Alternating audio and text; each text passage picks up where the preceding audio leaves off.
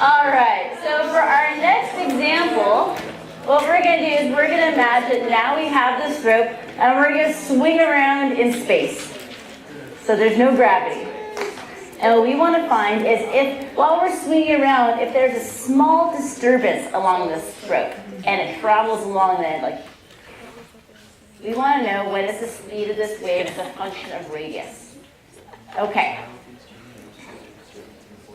We are going to make use of this equation that we just derived, that the speed of the wave is the square root of the force or the tension in the wave as a function of distance over its mass density.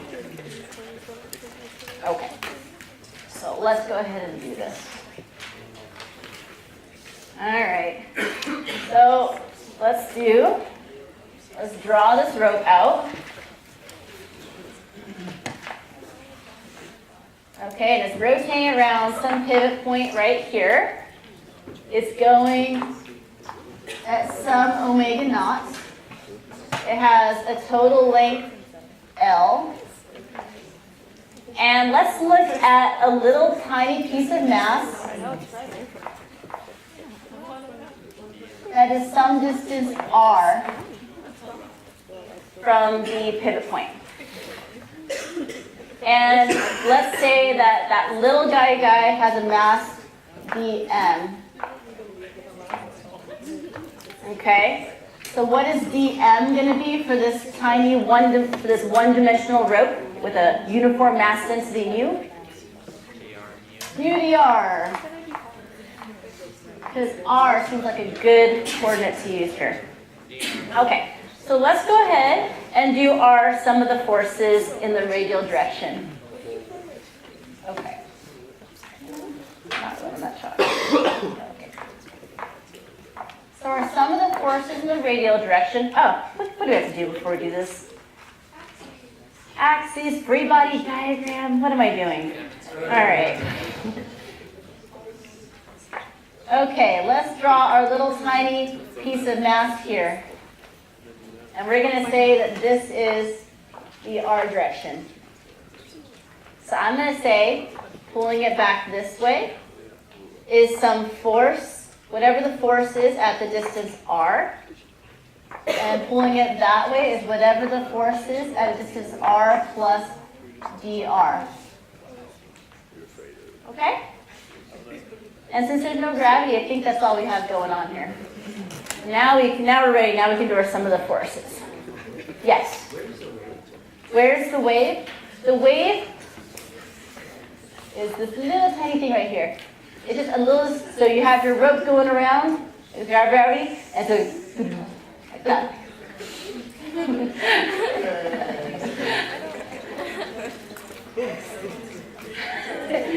You're going to call us a commie.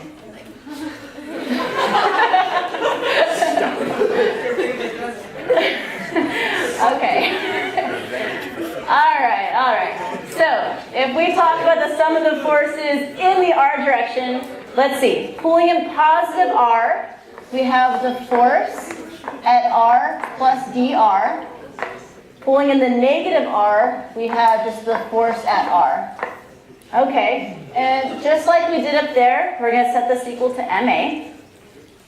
Okay, so the mass of this guy, I'm going to work over here so I don't run out of room. Okay, the mass of this guy we said was mu dr. Okay, this is going in a circle. So what's my acceleration going to be? V squared over r, omega squared r. Okay, so I'm saying, since we were given omega, I'm going to write it in terms of omega. So it's going to be m omega squared r. Okay. I feel like dividing this whole thing like by dr. What do you think? Okay. It's a trap. It's a trap. Oh, I made a mistake. Nobody caught me on it. Oh. What's my mistake? What's the acceleration? I would have so many points off my test? What did I forget what did I forget to put on my isolation diagram? I put my axes, so I have to tell you where the acceleration is pointing. Oh. It better be pointing into the circle, right? Ah, shoot. So that means right here, I'm going to make my equal sign a little smaller so I can fit in a negative sign because it's pointing inwards. I'm going to pull a fast one on you guys. Mu, omega naught squared, r. Okay, so what's this guy? It's dFdr. It's the exact same thing we just talked about right there. So this is dFdr. So we have dF dr is minus mu omega naught squared r. This tells me I can integrate this thing and I can find what the force as a function of r is. Oh my gosh, this is incredible. Okay, so I'm going to multiply both sides by dr now. I'm going to shift that back over. I know, I just divided. Okay, so I'm going to have df equals minus mu omega naught squared r dr, and I want to integrate that. Now, I have to be careful on my limits here. We could say I would go from 0 to r, but I don't really know what the tension of this rope is at the center. It's kind of complicated. Is there anywhere where I do know what the tension is? Okay, at the end. What is the tension of the rope at its very end? What is pulling on it at its very end? What's pulling out? Okay, do I need to do the dance again? What's pulling on my hand at the very end?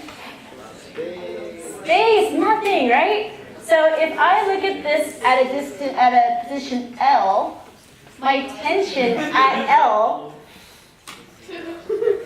what? Had better be 0. There better be no tension at the end of this rope. So that tells me, but I really want to know the tension as a function of radius. So that means I'm going to integrate from R to L. Okay?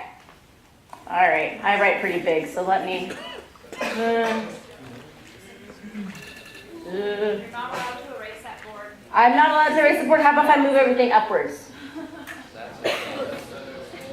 This good? You're welcome.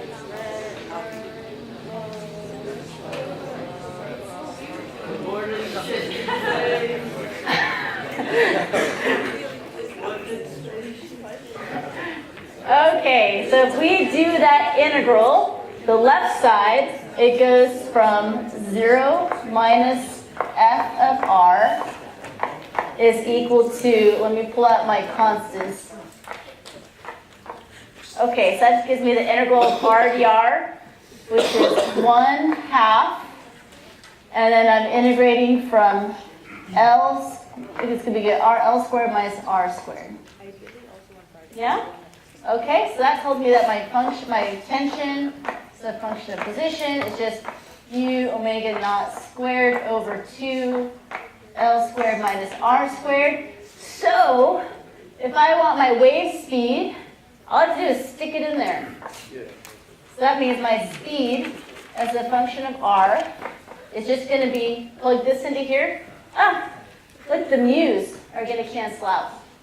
So it looks like all I'm going to be left with is omega naught squared over 2